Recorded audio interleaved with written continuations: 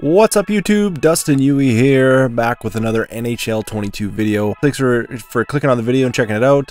What is actually the fastest class in NHL 22 World of Chel? So we took all the base classes, and I also made the very smallest class possible, the most speed. We then did some mathematics to find out kind of like meters per second, and then turn that into kilometers and miles per hour. So taking a real-world example of the actual scale of a hockey rink, I was able to determine how fast the player is actually going, and we can also compare that to real life. So we're going to do that as well. And finally, we stumbled across something that's going to completely change how you build your character in World of Chel, and how you kind of approach the different attribute categories. So it's actually huge. Stay tuned for that. So I hope you guys enjoy it. If you do, please leave a like. Helps out the channel, and subscribe for more stuff. I kind of want to try and do some more of these things. So make sure that you're subscribed and you have the bell ring-a-ding on there, and let's get into it. Alright, so first and foremost, on your screen right now is a hockey rink in all of its dimensions. The two ones we want to look at, I'm going to highlight right now. So basically North America. So looking at this little diagram, you can see goal line to blue line is 17 2/3 meters. Blue line to blue line is 15.24 meters. So we have two of the in zone areas, one middle area. And when you add all those things up, it turns into 50.5733 repeating meters. So basically I have a good baseline. And when I did my testing, but basically as soon as the player skate interacted with the first goal line, I started the timer, and then when they do the same thing on the other side, that's when we end the timer. And then basically I charted it out. So for each class I did 3 runs without the puck, and then 3 runs with the puck, and then basically I took the best 2 out of 3 because of course human error. I really debated doing laps, but because you're turning, there's just so much variables with human error. I just want to do a straight line, make it as clear cut as possible, and then we can determine kind of like the speed and work from there. So one cool thing that we can do is Sportsnet actually did a thing about Connor McDavid's real life speed, just with the technology they have now. And we can kind of use that to base how realistic and how accurate the actual speed is in the game. And then you can kind of see if the World of Chel attributes kind of make sense. So this is just Connor McDavid skating around. But you can see how fast he gets here. His top speed is around 40 plus, so like just over 40, which is insane. So I went ahead and I basically took Connor McDavid in game as he is right now and did the exact same test, just to give you guys an example of how we're going to do it. So Connor McDavid's 6'1", he's 193, he's got 96 speed, acceleration, and agility. And then basically through the 3 runs, we take away the human error, so we take best 2 out of 3. You can't do it without the puck, so I just did it with the puck because there really was no difference after I looked at it and did all the testing. His speed from going goal line to goal line was 4.59 seconds. Alright, so just popping in the middle of the video, you can see I changed my sweater. Holy crap. So I was going over all my mathematics, and I actually realized that there was a bit of an error. So when I actually did the speed test, each second had 60 milliseconds instead of 0 to 100 milliseconds. So basically I had to convert that into 0 to 10 rather than 0.6, because that's how the spreadsheet works. So yeah, the math didn't quite line up like it should have. So when it comes to Connor McDavid's speed, in game we had 4.59 seconds. When that converts, it turns into a 4.9833 repeating. And then basically you take the distance, you divide that by the speed, and you get 10.1486 repeating meters per second, which turns into 36.5348 kilometers per hour, which is, I mean, it's about 4 kilometers difference from real life. It's not quite, it's like 3.5 to 4. So a little bit of a difference from real life to in-game. But yeah, I don't know, it's pretty close. It's a video game, so it's hard to completely one-to-one, and there's obviously balancing intertwined within that, because people would be just absolutely insanely fast with Connor McDavid. So yeah, it's not quite real world, but it's still pretty close to real world.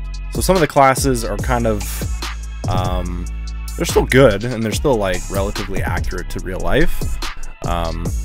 If you're looking at the speed doesn't really matter a whole bunch. You can kind of just tell from the distance in the meters per second and like how fast they kind of achieve that distance.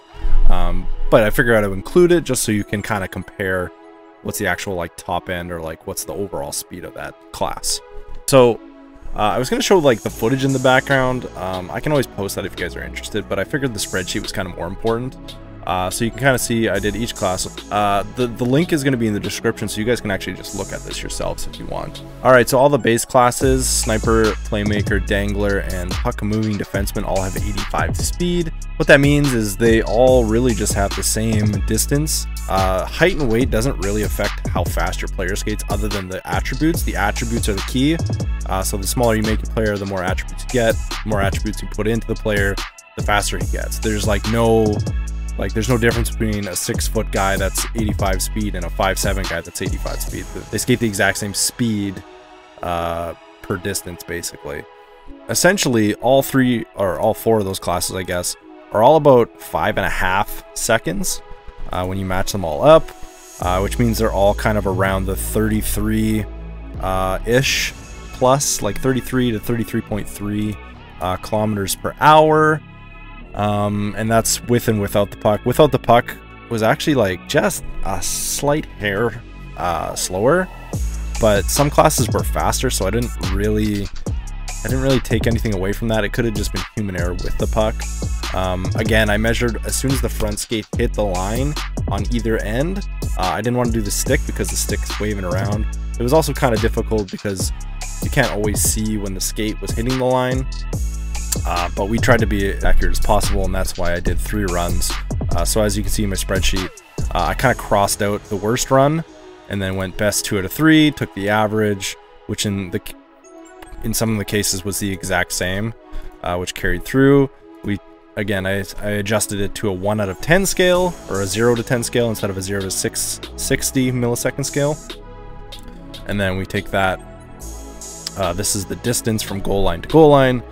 And then we do meters per second, which is, you know, pretty straightforward. And then you get the kilometers per hour just by, you multiply that meters per second by 3.6. And then you can convert that to miles per hour if you really wanted to, by multiplying the kilometers by 1.609. I'm not a math geek, but I really was super interested in this. So yeah, overall you can tell the 85s are clearly faster. It makes sense. They're like not much faster though. Like if you actually look at the distance, it's like it's very negligible. Like there's that's my inner J God coming out. You're basically looking at like 0.2 or like 20, yeah, like 0.2 seconds difference from an 85 to an 80, and then to like a 77. It's like 0.4, so it's like, it's not quite half a second, but it's pretty close. And that's kind of just across the board in general. If you're kind of in that 80 to 85 range, you're not going to really notice it too much. Alright, so that brings us to what is actually the fastest possible build in World of Chel. So if you take the Sniper, the Dangler, the Playmaker, or the Puck-Moving Defenseman, you can get them down to 5'7" and 160, which is the absolute smallest possible player, and that's going to naturally boost your stats to an 88 speed, an 88 acceleration, and an 89 agility. And then obviously you can go plus or minus 5 from that, so you can get up to a 93. So the absolute smallest build right here, we have 5'7", 160, 88, 88, and then 89. I don't know why agility gets an extra boost. It's kind of strange. But overall, it's 5.25 seconds, which is it's very minimal. Like we're looking. So if you don't add if you don't actually shrink your class, you're going from 5.5 seconds to 5.4 seconds for that extra like 3 boost. To get down the ice, which is like not crazy. However, if you boost everything to a 93, so it's 93 speed, excel, agility, you get 5.1 seconds. So you're actually shaving off like half a second from that very base small class, which is an 85. And if you're going all the way up to 93, you're basically shaving half a second off that distance. When it comes down to the actual fastest build, I found it interesting because I tested everything at 93 and kept the other two at as 88s basically. You can actually get 94 agility just based on the size. So we tested just 93 Excel, we tested just 93 speed, and then we tested 94 agility. I also tested a combination of doing two of those things together. And interestingly enough, agility has more effect on speed than acceleration does, which kind of blew my mind.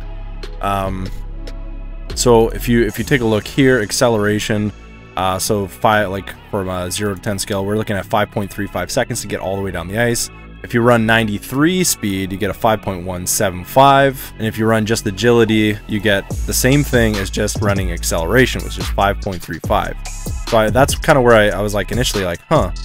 So then I tried 2 out of 3, and that's where we got our fastest build.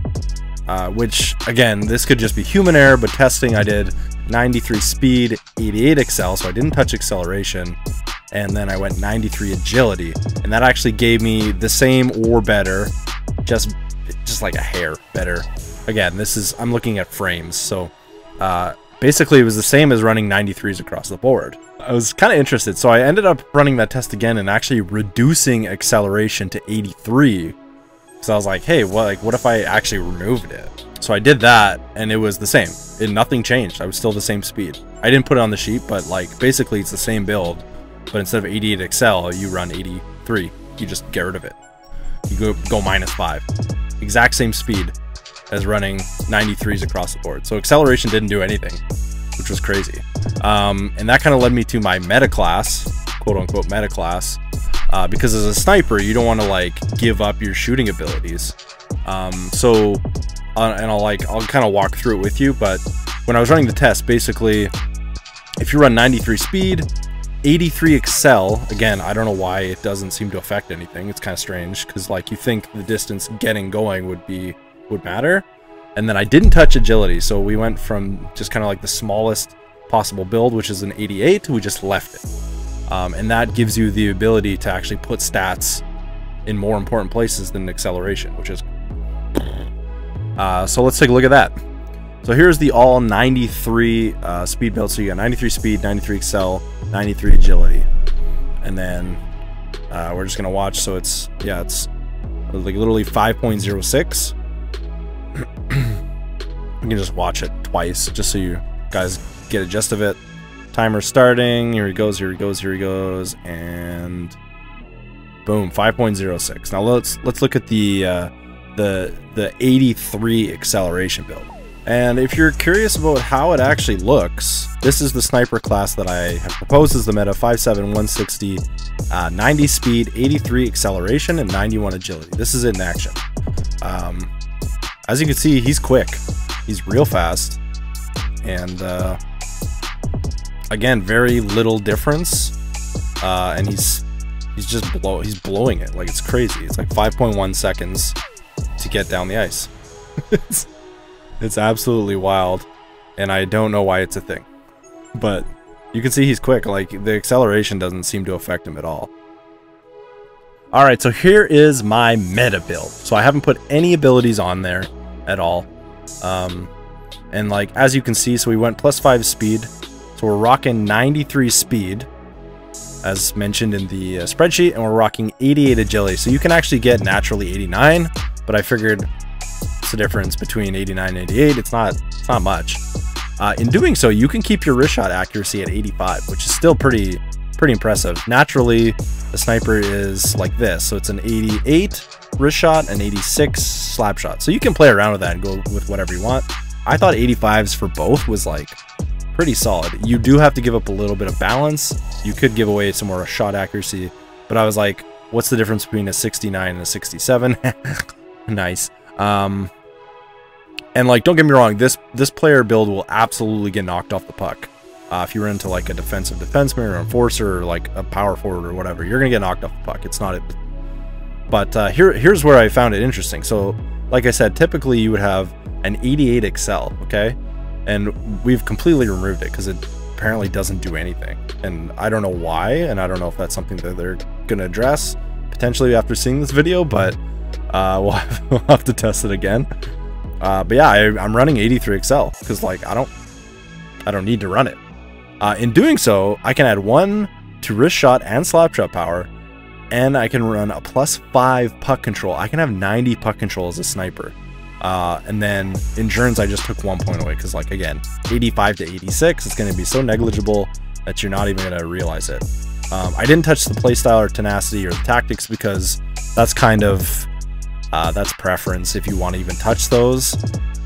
In terms of speed, though, this is literally 0.05 milliseconds from the fastest class, which I don't know. it's totally up to you guys, but I think this is the, if I was going to run a sniper, I would definitely give this build a go. Anyways, like I said before, there is a spreadsheet, and I actually broke down everything in the speeds, and I put them all into a spreadsheet that you can see and kind of like look through if you're curious about it. So that's in the description. You can just check it out if you're really wondering. But I hope you guys enjoyed. I hope you learned something from this video. I know I did. I was baffled by the acceleration piece. It just didn't make any sense to me. I don't know if that's something I should flag to EA and let them know. But for now, I mean, it's kind of like a cheap way to make a pretty decent sniper overall, and not actually have to sacrifice too much in doing so. Other than, I mean, again, you're small, so you're going to get knocked around, but you're going to be damn fast. All right. Hope you guys enjoyed. If you did, leave a like. If you haven't done so, hit the subscribe. Again, I'd like to do more stuff around this and do more with kind of like numbers to try and figure out some other cool kind of like things within the classes. So stay tuned for that. If you guys have any ideas or suggestions, let me know in the comments. Otherwise, that's it for me. Hope you guys have a great rest of your day, and hopefully see you in the next video. Thanks for watching, guys.